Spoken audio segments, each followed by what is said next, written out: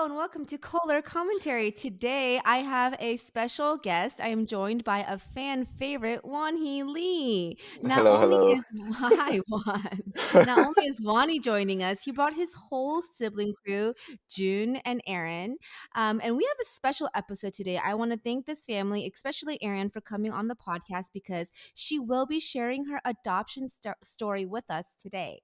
I'm excited as you guys join me in listening as we hear how she has processed this experience, how it's shaped a part of her identity, and how the Lee siblings in general just play a part in their family dynamic through their Enneagram types. So listen in, try to guess who is what.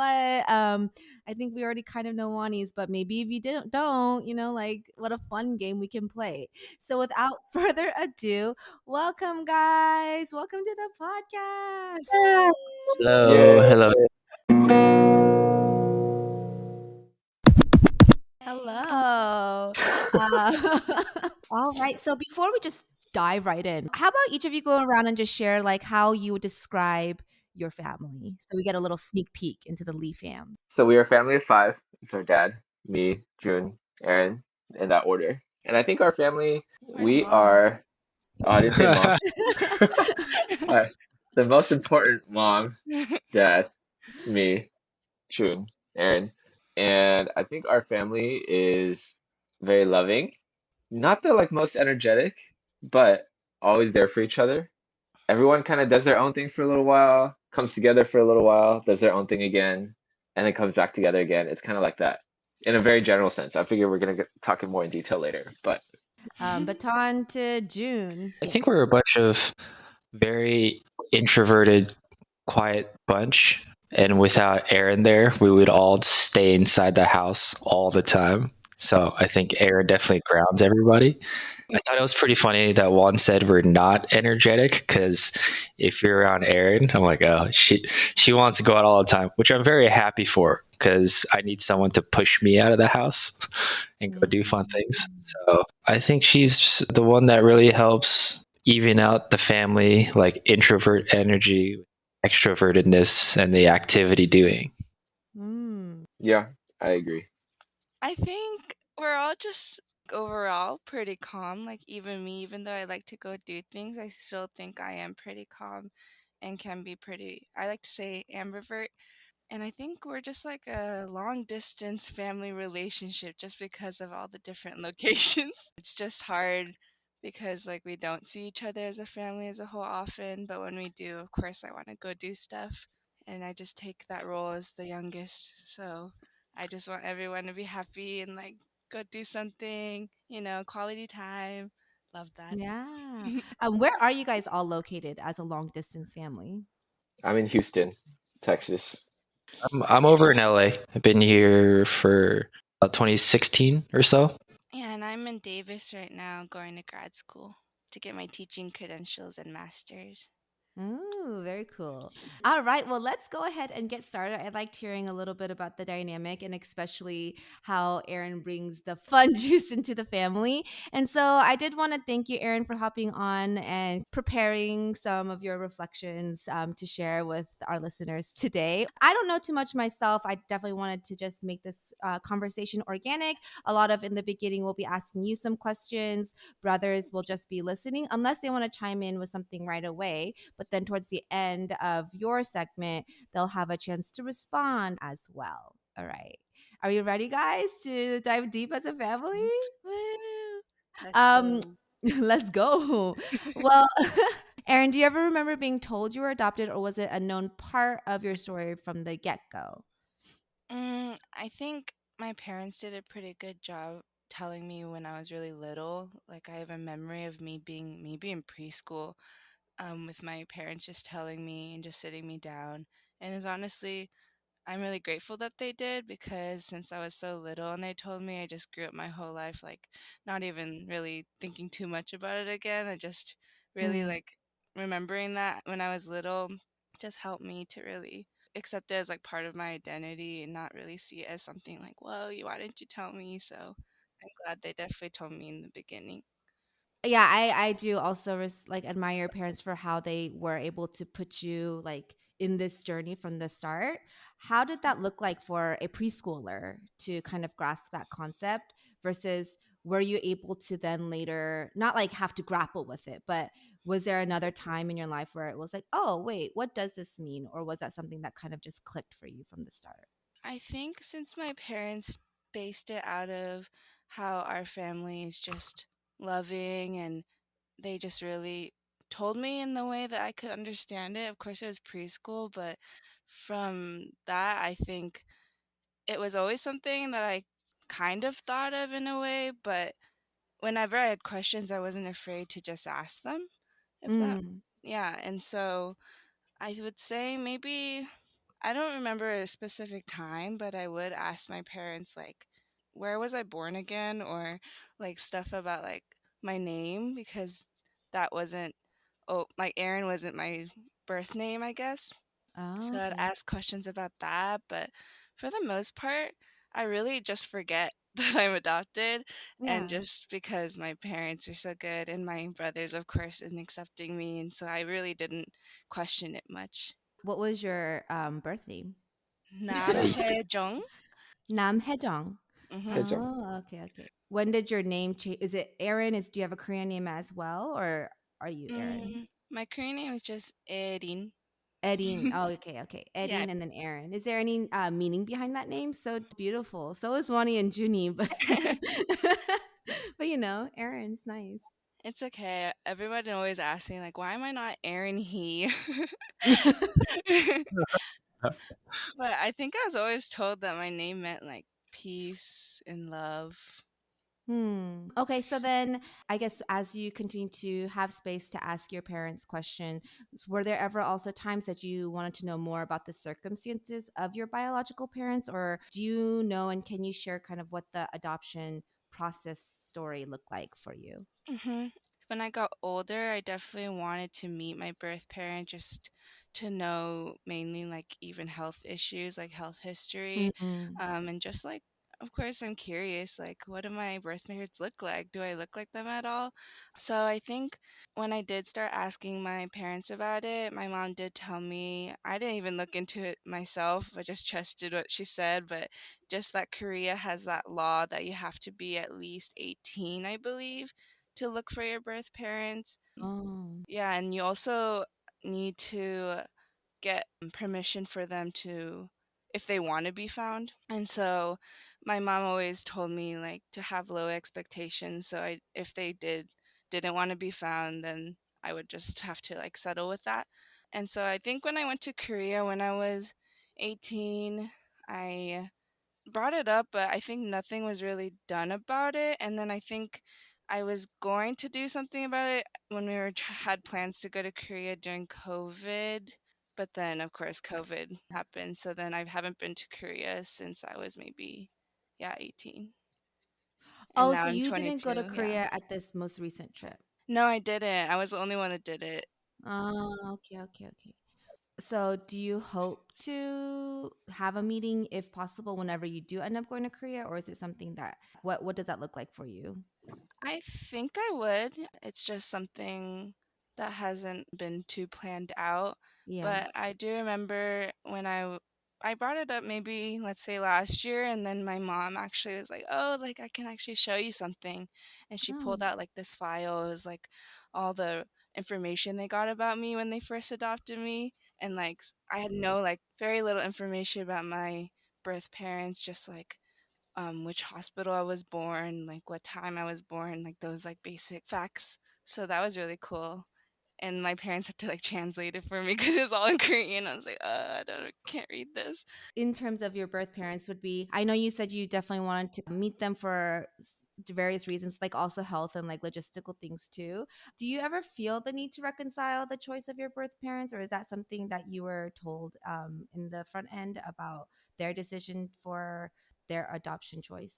Mm, like if I meet them, that's something that maybe I could bring up. But Mm. honestly, it's like I just have that idea that it was better off this way. So I don't really think too much about it, and I'm just so grateful like with the family I have now, and I never really like said like actually when I got into like arguments with my mom, I'd be like I think it because it'd be too cruel to say out loud, like, oh, I need to find my birth parents, like, but like that's really like something I thought of when I was little and never said out loud because I knew I didn't mean it. So I Mm. think, yeah, I never really like had doubts or uncertainty or just like I'm like so happy with my family now. So it's like I never really consider anything else. Thank you for sharing. I wanted to pause and ask the brothers, as little kids as well, when Erin did come into the family, what did that look like for you guys in whatever age or season you might have been?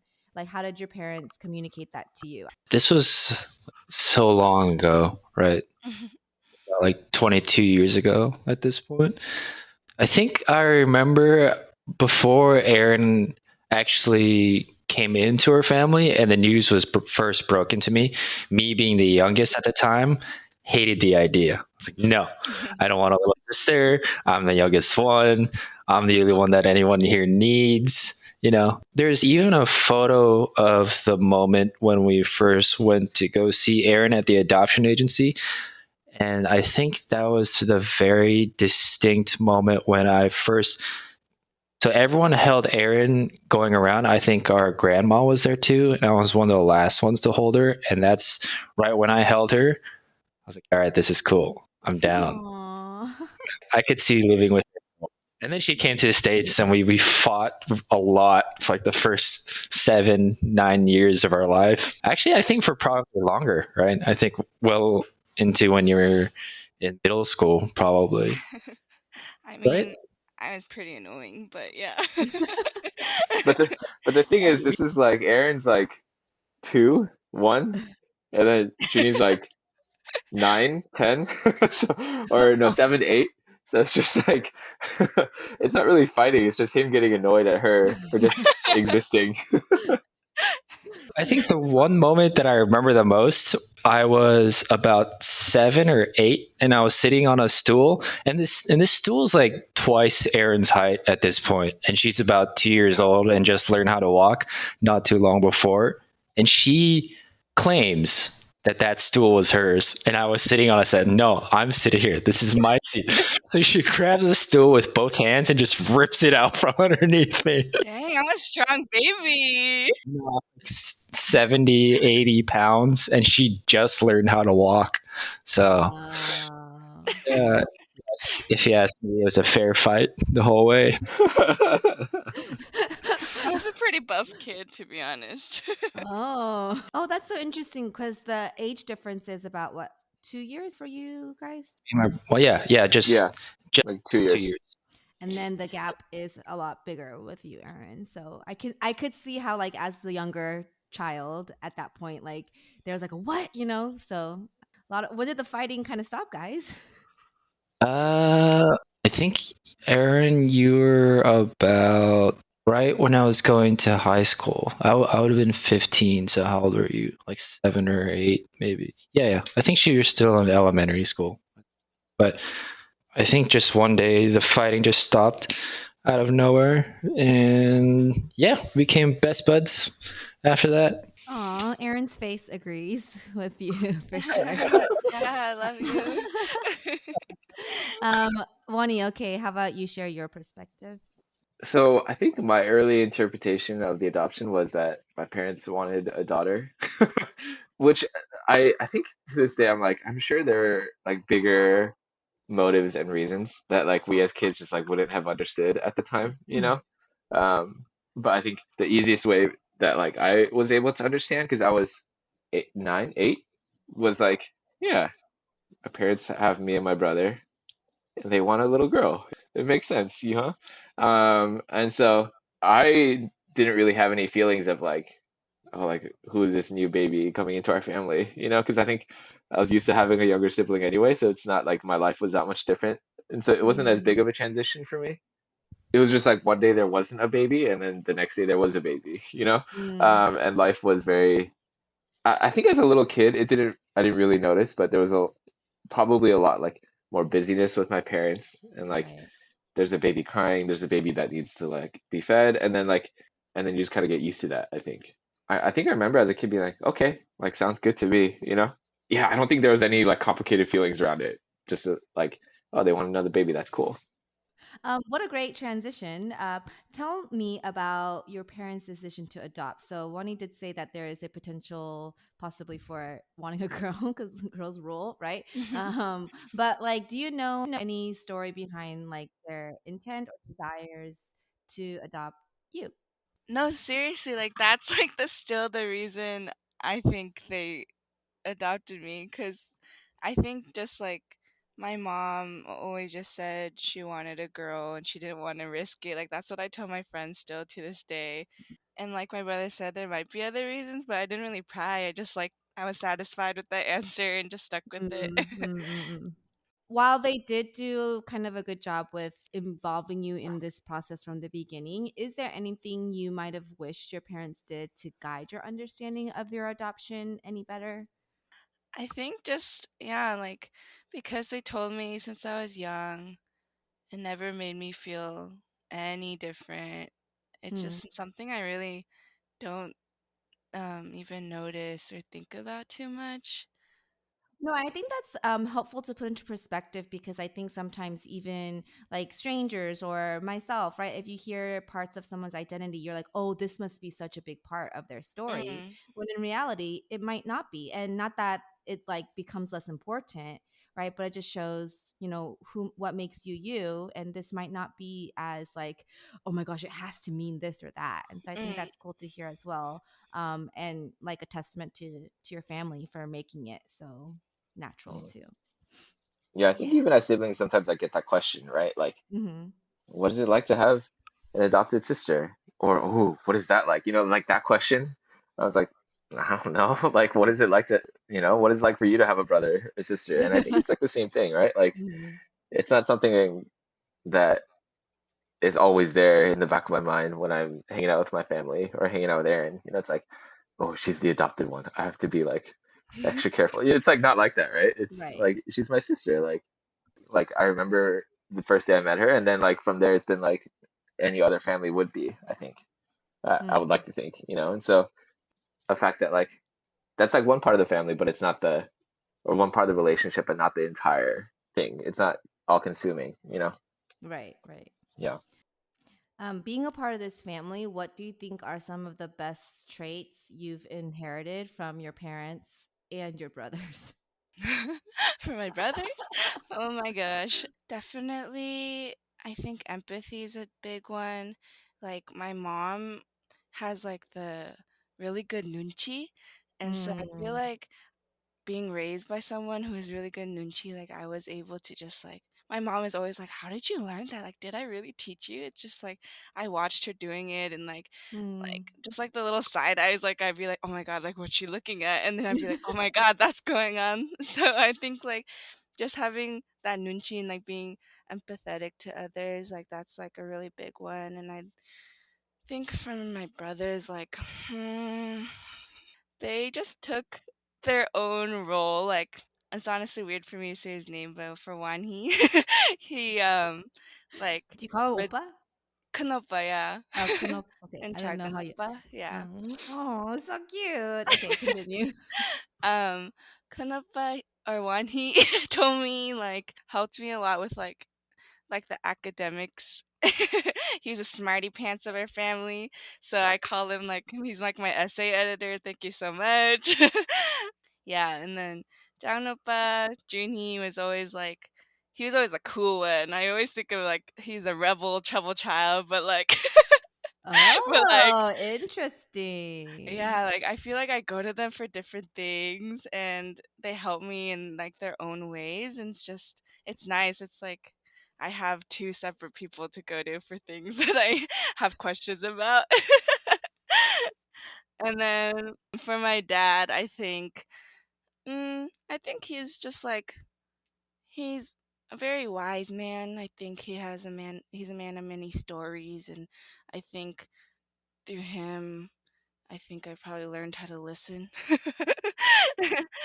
Cause like he just be telling us stories, and I'm like, oh, like the most random stories. Like random fun facts he read on the news and wants to share. I'm like, oh, okay, yeah, thank you. This is like insightful, something that I would never like talk about, but he just like isn't afraid to just speak his mind. But Interesting. I see the roles that you guys play in this family. Um, sorry, uh, Junie. but I am just curious if we want to wrap this part up with any last piece of wisdom for you to share out to maybe someone who is also adopted, or since a lot of us can be at the age of choosing this option, what advice would you give someone hoping to adopt?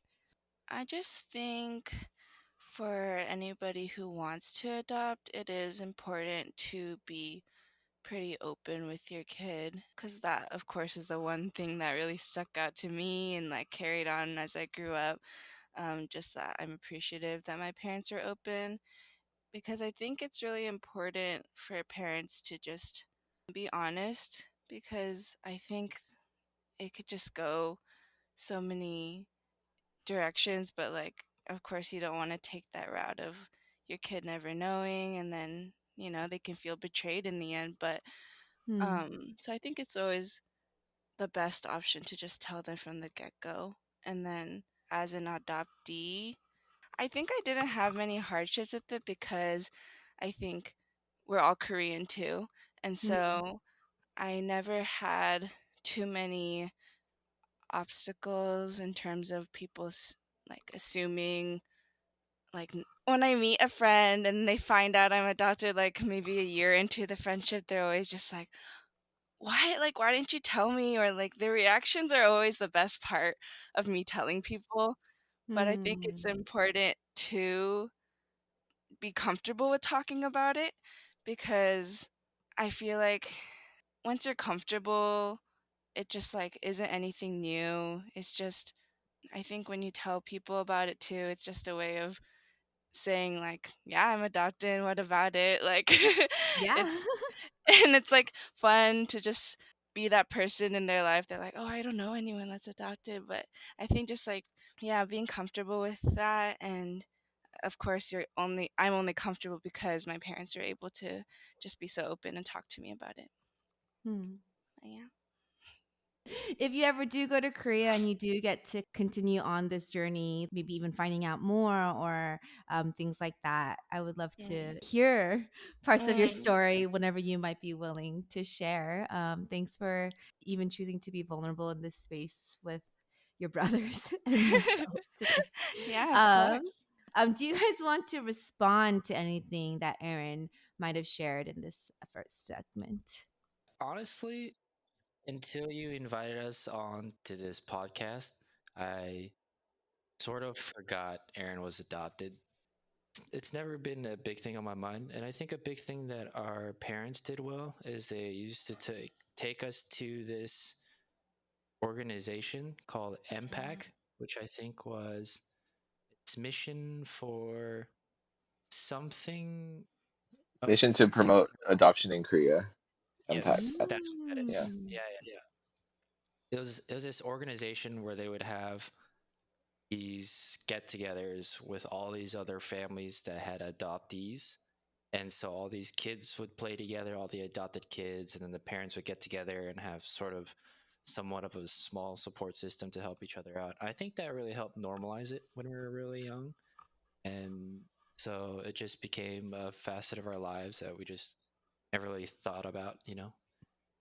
And yeah, just went from there. Honestly, I totally forgot Erin was adopted until this podcast.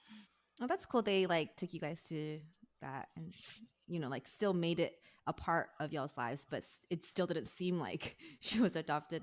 So that's kind of cool to hear that it wasn't like their lack of involvement in anything, but both that and. Yeah. I think on my end, one thing I was thinking about was I think there's an advantage to being the last one, right? Like the youngest sibling being the adopted one, because my parents have gone through the parenting experience through me, through my brother, had like like a period of a few years where they can like experience the full range, and then kind of like have a third child and like they kind of get like take those experiences and like pour out the love and wisdom that they've kind of learned how to show to Erin, who like probably is like in a little bit of a different situation because of the whole adoption thing, right? And so like that experience, I think plays a huge part in like how well they were able to kind of guide Erin through the adoption process and like what that was like. And so I think that's like a big thing. Maybe that's like an older sibling thing too, where I'm the first one who has to experience everything. Um, yeah, I think there's a lot of wisdom in that too, just being like Yeah. being a first time parent is probably really hard to begin with, right? And like navigating the adoption thing is probably not the easiest thing to go through for the first child, even, you know, and everyone's life circumstances are a little bit different. So I think that's like a big part of the adoption process too. I think the second thought I was having was like, my dad uses this analogy, and I think Erin knows this analogy better than I do, but like if our family is like a bunch of like instruments playing together or like a band playing together, like the four of us are like kind of like the same, right? Like we kind of are like all the same instrument. It can like sound really good, but it's like all the same thing. So you're just hearing the same thing kind of over and over again. But then like Erin comes in as like a completely different instrument, like bringing a whole new layer and depth to our family and dynamic and like who we are as a family. And so I think there's a layer of that too, of bringing anyone into the family is great and like add so much more. But like there's this whole new layer that like Mm, we wouldn't have gotten if it was just a biological family, right? yeah. Yeah, and so I think that's a whole nother layer that I appreciate too. It's like she brings that extra flair, and I think we've been like saying this since the beginning, but like you can definitely tell that like my brother and I are from the same cloth because we just are like think very similarly and do things similarly.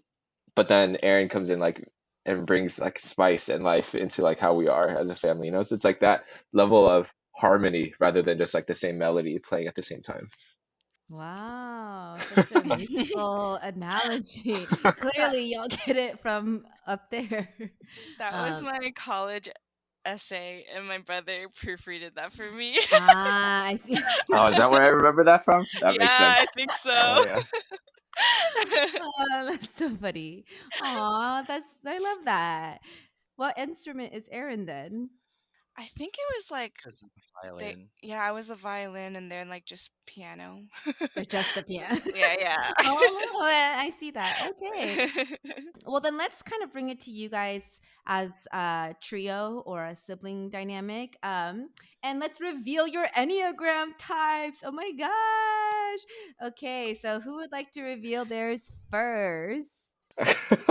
I think as a past participant of this podcast, everyone knows mine, so I'm a nine. Can you tell us a little bit about nine? Man, it's been a while since I've talked about this, but Enneagram nines are the peacemakers. They're the ones who are focused on avoiding conflict, keeping the peace amongst people and within themselves. So like internally, if there's any like conflict going on, I tend to Mm, just like shove that down and ignore it and be like, okay, if I don't think about it, things will be okay and I'm at peace. mm, You know, Enneagram nines are like very others focused.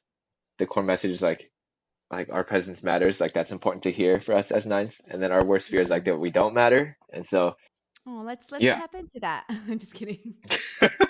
Is that what we're doing now? Is that what we're doing? Okay, and then June, what are you? I'm a type 2. Do you know anything about your type? Oh, not really.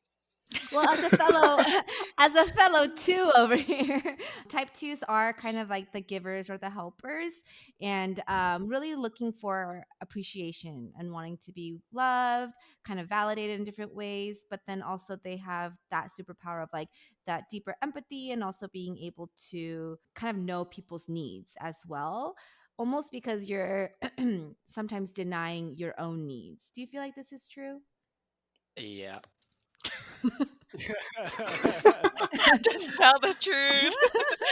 Okay, we're about to get there. We're about to go there. Okay. And then Erin, you are the Type 6.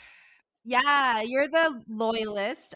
I Okay. think type sixes can be like some of the best friends you can have. They're also super like security oriented, kind of have an maybe like an anxious layer to them, but that like they're thinking of worst case scenarios. I think the interesting about thing about a type six is while like a type one has like this inner critic, they say like type six have an inner committee almost where they're trying to figure out their decisions, but they think of all the possible scenarios in their minds, and they do kind of look for an authority figure to help them make those decisions. You guys are also the committed, responsible type, and also the ones, yeah, that are looking for security as well. And so I don't know like how much that resonates with you, but we're gonna go deep into it, guys, today. I'm going to share the message, which Wani kind of alluded to, that you might have been interpreting when you were a child and how that might have formed. If you guys can think of a moment where that was a memory you could remember feeling. For a type 2, it is not okay to have your own needs is a message you interpreted growing up. But what you wanted to hear is you are wanted and loved. That's like something I have thought to myself, but I can't ever pinpoint exact moments where I would be like, "Oh, hey, that is something I could point out to a therapist and say, yeah, that messed me up. That right there." Mm-mm-mm. Um, Being in the middle, the way I would describe it is that since one was the first one, he had all the undivided attention of, okay, we can't mess this up. Like he's got to work out. And then when Aaron came along, it was like to me, all right, I don't have time for this. You figure it out. I have this other really young baby that needs care and attention. You're old enough to take care of yourself. Go figure it out, you know? So I guess that's what may have informed that idea about myself. But yeah, as far as a specific incident, I can't think of a single thing that I could Mm. point to. Mm. Do you see that message as it formed when you were younger? Do you see it's not okay to have your own needs? Like, how does that play out today, maybe within the family or beyond, because it was something that you formed somewhere inside your mind over time? Not so much with the family, because I think outside of the family, I'm very much like this in other aspects of my life. With Mm, my relationship, I'm sort of becoming a manager at my work. And so the 14 people I do take care of, it definitely really triggers that aspect of me very, very strongly. mm, So outside at the office, I'm taking care of other people, trying to be the stoic support for all these people at work and what they need. And then I come home, I have to be the stoic support for my girlfriend and mm, the two kitties, you know. Kitties need a lot of support. They're very adorable. And then I think as far as the family part, nowadays I don't really feel that way at all. Because if anything, I think the family is where I retreat to and look for that support and the love. And Aaron's typically the one that I call and say, Aaron, help me, please help I'm me. You know, dying. I need a Aw, hug. that's so cute. It went from, like all that fighting to now calling for that support that you do need. I love that. Mm. Yeah. Does anyone want to respond to anything that Junie just shared so vulnerably? Thank you so much. Yeah, I don't think I realized that that was there until very recently. I always used to think that he was more of the worry about every possibility type when we were younger. I think one of his favorite books was like the how to survive a zombie apocalypse and just like and then whenever like there's a natural disaster coming our way, he's the one to like Juni's the one to always ask like, do you guys have your go bag? Do you have an emergency kit? Do you have your flashlight? Do you have, like, do you have like stuff for to like get away if you need to, like things like that, right? So I don't think Mm, I understood like where that was coming from, like mm, even if it feels like it's coming from a place of like practicality and like surviving, it's I'm like actually, realizing, mhm, yeah, like taking care of others, like that's his way of like mhm. making sure that others are okay. I don't know if you'd interpret it that way, June, but in this context, that's what I'm making Yeah, that connection to. that's a Yeah. No, beautiful connection you just made. I definitely prefer practicality over the other P word, paranoid. So yeah, I guess it does all sort of stem from that place because I think a lot of what runs through my mind when I'm preparing all these things is like recently I was trying to learn how to get into ham radio, just so I could send a headset to everybody and be like, okay, here's how we guys communicate just in case all the cell lines go down. Like, okay, so you do this thing, all right, let me show you, and just in case anything happens, you don't have to all gather in one place, but just so we can know each other's alive, it's all good. But no, I don't think I really made that connection until Juan just said it right now, and I guess that makes a lot of sense. Yeah, and I think in your results, your 6 was still highly scored, which is kind of cool then how that plays into your overall picture with the type 2 being your core motivation for a lot of things. So interesting how that works. I am also a 2, but I don't think I have many of those traits in me. So it's kind of cool to hear how, like your own experiences and your own reasons shape your type. So, Erin, for you, a message you might have interpreted is that it is not okay to trust yourself. And your desire is to hear that you are safe and secure. How did that resonate with you? When I was younger, definitely I had a lot of issues with just some poor friendships, and I think I gave a lot into them, but didn't realize I wasn't getting the same effort reciprocated. And so my parents are really good at looking out for me. And at the time, of course, like I hated it. It's like, why are you so reluctant to let me hang out with this friend? They would just like be pretty blunt with me in that way. Like, I don't like that friend. It's like, they're my close friend. But I think maybe that is a reason or like can be related into that message. But I think I always just like rely on someone's. It's like I have a decision, but I need that reassurance. Hmm. I think I would consider myself a dependent person. I'm really working on it, but I think I just really enjoy hearing another person's feedback and advice, and I think it really helps me. Yeah. Interesting. Yeah, Wani said you were the 2 and June was the 6. Yeah, I was surprised when the numbers came out that way because I thought it was the opposite. Okay, did anyone want to respond to Erin's childhood message? Yeah, I think I remember some of those friends that Erin was talking about when we were younger. And I do remember very distinctly my parents' reaction to them. And also I think they're right on that one. Yeah, that one looks kind of dead behind the eyes. I don't know what to make I don't know what to make of it. Mm. Yikes.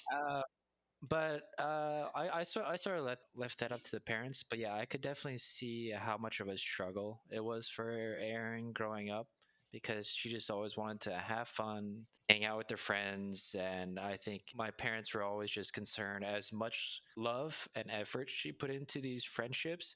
They just wanted to make sure that I was reciprocated, and whenever they Mm. sensed that it wasn't, they sort of got a little overbearing and helicopter parenty. But Mm. I think Erin spoke for itself on how that turned out, but I think that's really what was going on. How does that play out today for you, Erin? Like this message that you might have interpreted in this way, now that you are older, and whether it be in terms of relationships or friendships you might have, do you ever feel like you need that same type of like, whether it's approval or confirmation or things like that? In terms of friendship now, though, I would say that I do have a close circle and know what I like in a friendship. And I think Mm-mm. those past events that did happen definitely just gave me more insight to know what I do want in a friendship or don't. Because in the end, I know my parents are right. But of course, in that moment, it's like, why do you hate my friends? But now Mm. it's like, wow, they were right. And that's like so annoying, but my parents are mostly right. And I can acknowledge it because like they're really good at like having an eye for just like, some of the red flags and all that, and it helped me with my friendships now.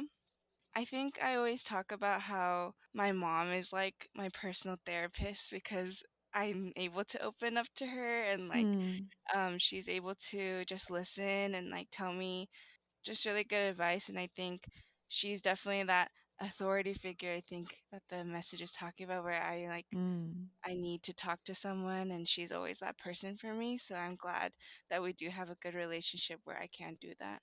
Yeah, that Hmm. sounds Wani, it is not okay to assert yourself, is something you might have heard growing up. And you've always desired to hear that your presence matters. Can you speak on that? uh, so I think there are like a few instances where I think that has popped up, and I've shared this before. As a kid, especially, I think it's a little bit better these days, but as a kid, especially, whenever I would get into trouble or get into an argument, whenever my parents would like talk to me, it's like not even like bad conversations, right? It's like more serious conversations, maybe. Like I didn't get the best grades and they want to know like what happened. And they're not like super angry or anything, but they're just like want to know so they can help. Like, I just won't say anything. Like I will stay like 100% like silent until the moment passes or like they'll let me go. And like I can have like a million thoughts in my head and like a million things that I would say or like is would be the right thing to say, but I would not say anything at all, right? And like in my head I can think through like if I say this, my parents would say this, and then I would say that, then I my parents would say this to me, and then I would say that. But like that's a conversation happening in my head and like physically nothing's happening. And so I think that's like an example I can think of like, yeah, I'm just gonna stay quiet and like let the moment pass and like let others speak and take their input and then just like walk away. Like I don't feel like I have like the authority to deal with this situation right now, because it's like, yeah, it's my parents. Like, what am I supposed to say? Yeah, I don't exactly know where that came from. I think part of it maybe comes from being in like a Korean family and like the whole like you respect your elders when grandparents are around, you always like respect them. When parents are around you, like I think our family's like relaxed, but we use like the formal language with our parents more than like I know like Mm. some families use their like casual stuff and I'm like, oh, that's like so weird to me. Things like that where I think especially like being the first, like that was like emphasized way more to me than like someone like Erin, right? She gets away with stuff that I never would have gotten away with like when I was older, like talk, like talking back to my parents sometimes or like do that stuff but like not have flown when I was older. And so like I think there's like as the Mm. oldest kid you just get like that first message that your parents want to instill in you like the hardest, and like that gets like hammered into you a little bit more. I don't think I'm like scarred or traumatized by that or anything like that, I think. But it is like what was emphasized to me. And Mm. so there's probably a little bit of that from when I was growing up of like you let others speak first. You let older people speak first, especially, and you like let them do their thing. And then once you get away from that, you can do your own thing later, that kind of message. Overall, like how does that habit or that message play into how you might act today when it comes to certain not conflicts, but certain things like that? I think I have a hard time saying hard things, right? Like hard truths. Even though it's playing in your mind. Yeah, even though it's playing in my mind, even though I know it's the right thing to say, even though I know the other person knows that I should say that thing, it's hard for me to say it, because it's like I don't want to like lose the balance of the situation. I don't want to like mess the The relationship up. harmony, the peace. Yeah, Interesting. yeah, yeah. I want to keep the peace, you know what I mean? And so I think it's gotten better, but it's like still something I like struggle with, especially like with older people or like authority figures. I don't know. Yeah, I think that level of that is like still there Mm. of not being able to communicate the harder things unless I'm like really prepared and I have to like really like think and write what I'm gonna say. And even then I start sweating and I avoid eye contact and I like cannot bring the words out of my mouth. Yeah. Interesting. Would you guys like to respond to that? Uh, I find that funny because I do the exact same thing. If it's with my significant other, looks like I'm shut down, but really I'm just playing out every scenario in my head and trying to pick out which route to go. I totally get the part where he says there are things that he feels he should say and other people feel he should say, but he doesn't say it. I somehow feel like that's somewhat tied into how our family communicates in a way. Because Mm. we generally, when we get in a fight, it's generally a very quiet fight. There was never any like really yelling or like really big explosives bursts of energy. The analogy I like to use is if you have like these two samurai about to face off, and it's just 30 minutes of them just holding the sword until the other person makes a first move. And then they don't even pull out the swords and they walk away because they know who won. It is over. You know, What the? yeah, that's just it's like a chess game that's decided without making any moves. You know, Mm. I think that definitely has to stem from the way our family communicated. Okay. Oh yeah, Erin, did you want to say anything or any insights you had? I was gonna say that I'm a bit different. Like he said, like You're the June is saying, violin. yeah, June is saying like it might be from family and like how we were raised and stuff. But I feel like if I have something I want to say, I'm pretty impatient, so I just want to say it. If it's on my mind, it's definitely enough to bother me. So I just like to get it off my chest and be direct about it. But like when you was saying earlier, like I was the one that talked back. Like I wasn't the peaceful, like I took out my sword. But yeah, I don't know. I feel like yeah, I was feeling a little like, I can't really relate on that one. Mm. I think that's Yeah. how like our balance works, you know? Like I'm like, "Oh my gosh, like Wani, like can you help me? Like I need help. Like I'm trying to resolve a problem, but I need your help." And this is like I'm trying to gather everyone to help me because no one's doing anything. But yeah, kind of vague, but Yeah. When Aaron shares about a problem or a situation, so like what I'll do is I give the general themes of like, so this thing happened and it made me feel this way. What do you think? And then Aaron's style of sharing is like, okay, so like 7 days ago, my friend said this thing and it like stuck in my brain for like 3 days and I've been thinking about it for so long and I think it's affecting me because of like this and this and this, but then this other person said this and that and like now I don't know what to think. Like, what do I do? But here's what I think I should th like there's a like Oh. 5 different layers and she shares every layer where I Mm. share like maybe one of those layers, which like I think is a good thing for like like there's extremes to both, right? But Right. you need a little bit of both. Um, Mm. yeah, and like it's very interesting for me to listen because like it helps me understand and like I don't mind listening Yeah. because it's like wow, there's like so many things going on. But yeah, there's definitely a difference in like the way that we think or Right. not even maybe not think but like communicate about it. Yeah. Mm. Side question. Okay, so I also sent you guys screenshots of the childhood patterns that you might have resembled when you were younger in your type. And then, not that all of them have to resonate with you, but maybe one of them did. So I wanted to have this time to share it with each other. In the type 2 one, there's your superpower allowed you to feel and know other people's emotions and needs intuitively. But I feel Aaron also has that a little bit with Mm. the nunchi from mom. And then I'm not sure it's because we sort of bounced off of one another and Right. had sort of a balancing dynamic as you grew up, but I could see myself in all three of these Mm. childhood patterns. No, yeah, it sounds like that. Y'all have a very like your energy flows off of each other, even though it might not be high energy. Like if that makes Yeah.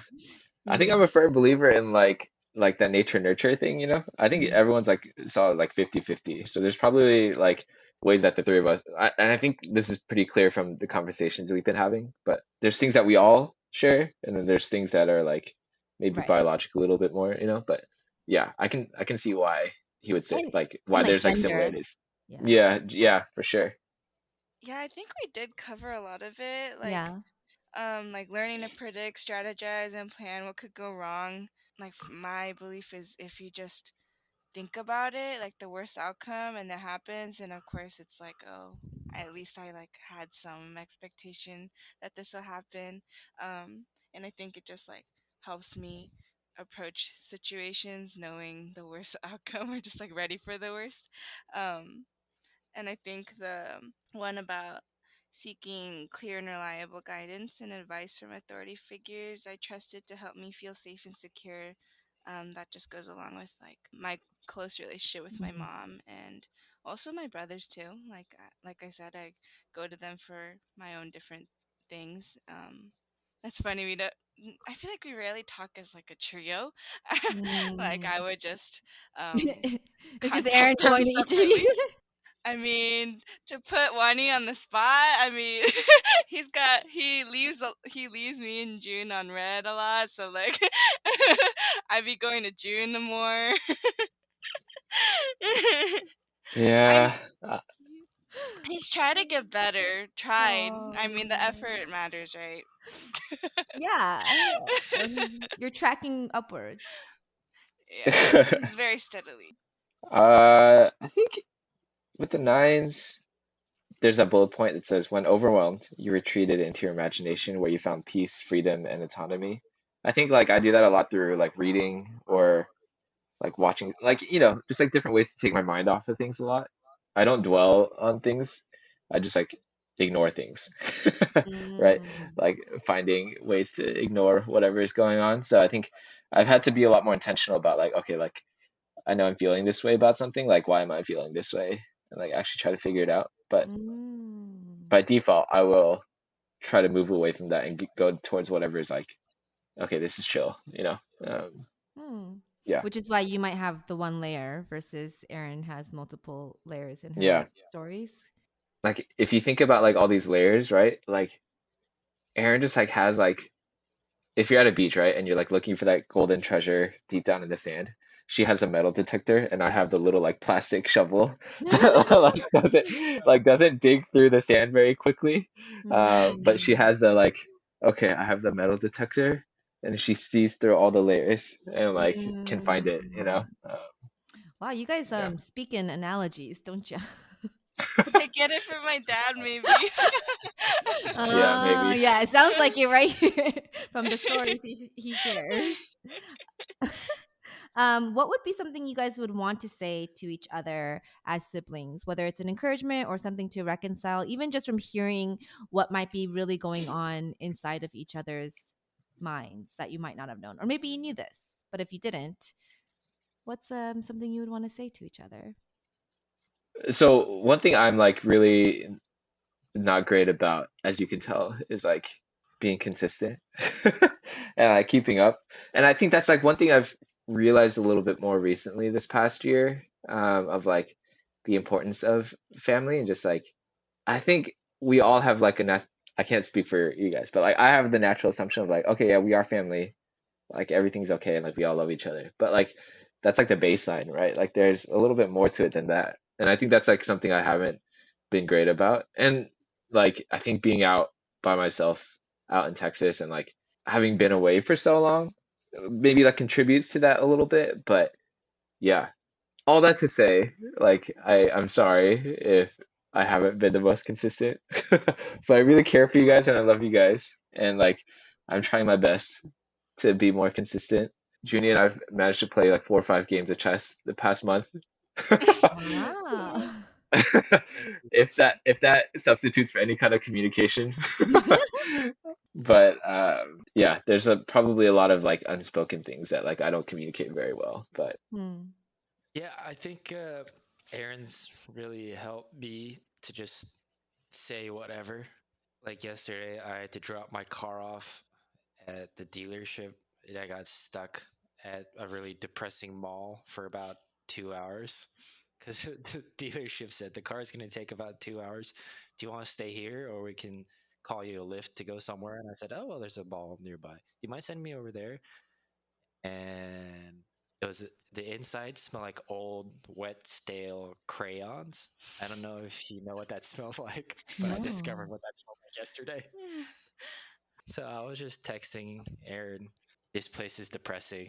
I don't want to be here anymore. And I just FaceTime her because I went to this one arcade called Round One. Got like a bunch of like plush toy claw machines. But yeah, I think Aaron's really helped me to just learn and just spew whatever's on my mind. Because I Hmm. think I think people typically just want to know what you're doing. It doesn't matter if it's important or not.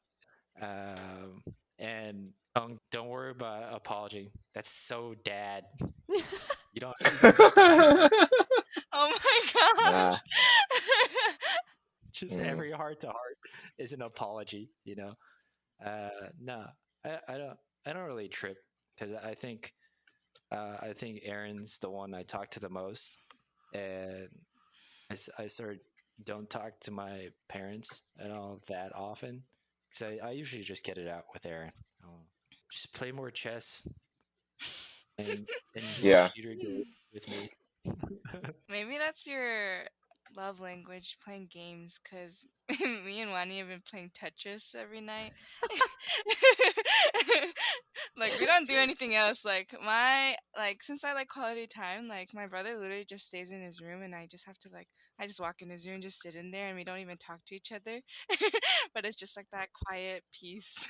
And we're just like the company. And then, Yeah. like, at nighttime, we play games, and it's all fun and games. But not really, Hmm. because when he always wins, it's so They get mad annoying. because I just play and then I win, and then what can I do, you know? Oh, interesting. Wani's the No. winner.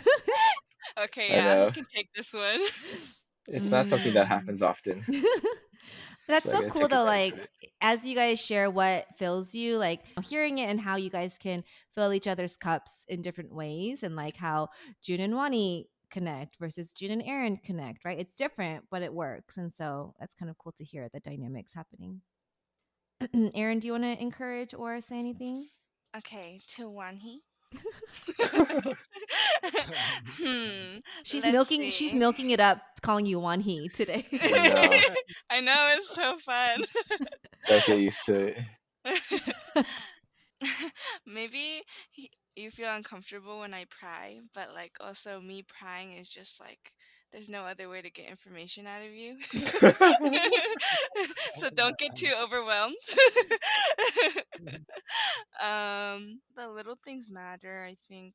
I think also being alone in Davis, because I went to slow before, so I went into a totally new place, like also like makes me want to call my brothers more, because it's just like easier. Like, I know, like, if they don't respond, it's like whatever. It's just like, I think maybe when he is caught on, like, he gave me a call when I was like walking to class. I was like, oh my gosh.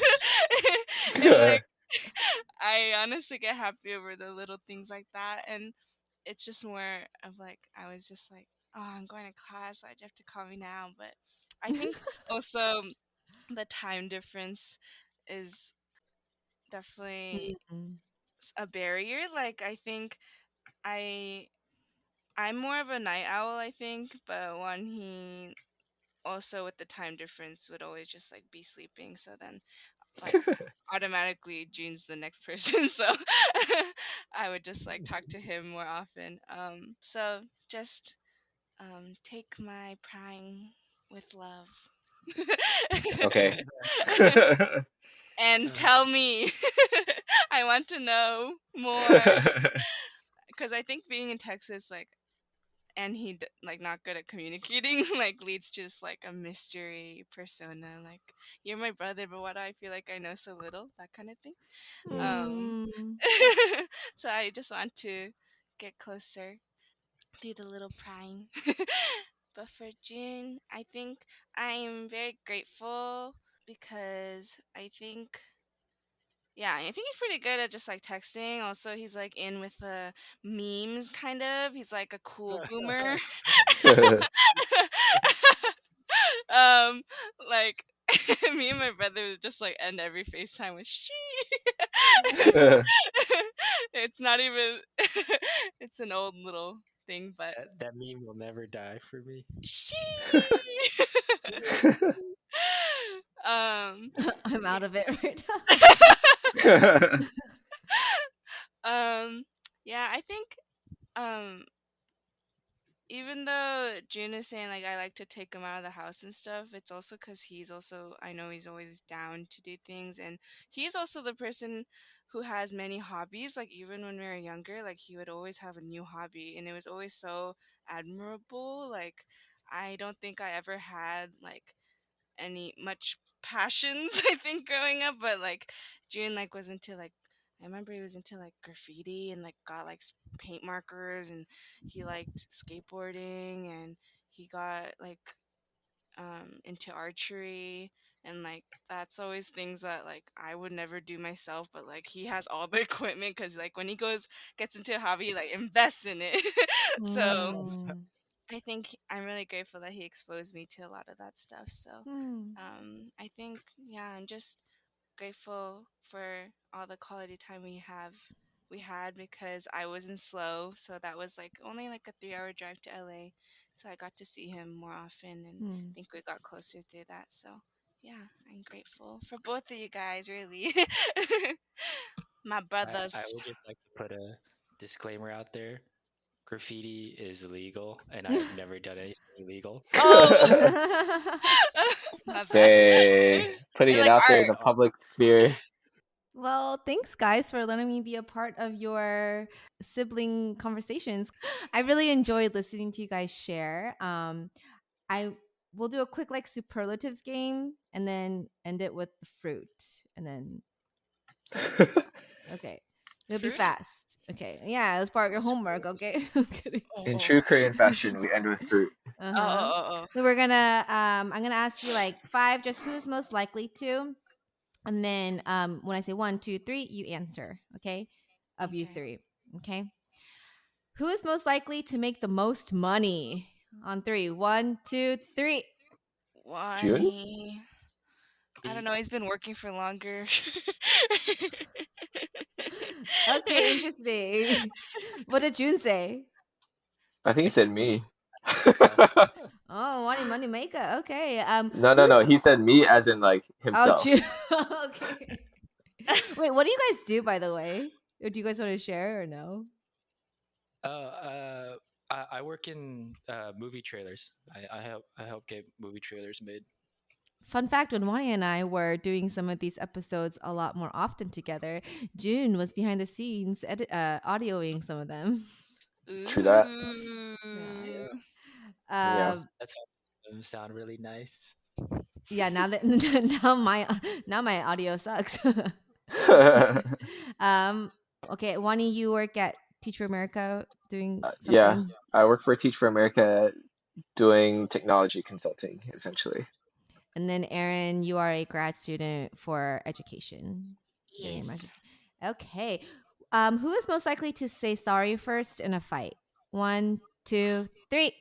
June. One. Me? Oh, F. interesting. Yeah. Drink. I'm just kidding. We don't have any drinks right now. Who is more likely to get arrested? One, two, Um, three. June? June. About this, but he's never done anything illegal. No, that's true. Sorry. This is the rebellious side. We didn't hear much about this time.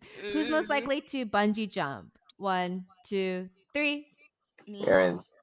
Oh. Who's most likely to read the this is- who's most likely to read a set of the encyclopedia? Encyclopedia? Yeah, one, two, three.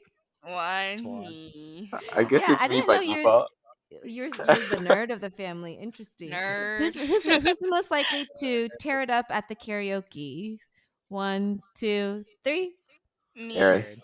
Oh, interesting. And who's most likely to start the campfire? Ooh. One, Mm, two, three. June. June. Oh, That's me. interesting. He's the Interesting. camping It god. really, yeah, it really does sound like everyone kind of has their. Not that you guys can't all do it, but most likely to. It sounds like you guys are all well-rounded people. And let's go on in a circle. What is one fruit you would describe your family as? I would say it's like a grapefruit. You have to put in a lot of work because you know how Koreans eat grapefruit. Cut it in half, tiny spoon, and they spoon out each little bit, right? Mm-hmm. Mm. It takes a lot of effort to get to the juicy parts, and the Mm. juicy parts are sour and it's an acquired taste. Whoa, this is kind of deep though. Once you get to it, you're already cutting up the next grapefruit because you can't get enough. Yum. Yum, yum, yum. Mm. Love it. Oh my gosh, can I go next before Yes, one you he can. steals? Okay, go. I don't know if you're thinking this one. I was gonna say cure, like tangerine, Mm. because I think my love language when I was younger, I brought this up earlier, was like June and one he would always be gaming, but then I would always like even like when I was younger, I just like sit in the room with them and always just be curious about what they're doing, and they're probably gaming or something. And so I would always just my mom would always deliver cure to their room in like a little bowl, and so I would just like peel all of them and then feed them as they're gaming. Aw, look at this sister who just wants to be a part of y'all's life. Mm. We used to give her a dead controller. Oh my gosh, what? I didn't know Oh, this. yeah. Your game, and she'd be playing as a third player, but it wasn't hooked up. That's uh, that's mean but nice. it's for the It's a greater good. lot. Okay, Hey Wani, finish man. it up. Better. I was gonna say maybe Cute. like grapes, Oh. because like we're all like individual little like grapes, but we're all connected because of the stem, and like can like you know, Oh. um, yeah. I didn't think much beyond that, but individual grapes connected by the stem. Mm, Yeah. very Quite cool. literal. We'll be Nice. thinking of you guys when I eat my next cure. I love that Aw. you did a memory for your fruit. Okay, guys. Well, thank you so much for joining me today. I enjoyed listening to each of y'all's different perspectives and also seeing Wani in a family light. Very little different over here. But I hope you guys can come back on the pod sometime to share more. Cheering for you, Erin, if you ever do get to meet your biological parents in Korea Mhm. as a part of your story. And hopefully, you guys will have many more deep conversations to come, just you three on your own. I'm so excited. Thank you guys for listening to Color Commentary. Yay, thank you. Thank Enjoy you. the Thanks for having wonder. us on. Oh, this is Enjoy the Wander. Well, enjoy the Wander edition. Oh wow, Mm, it's been a minute. throwback.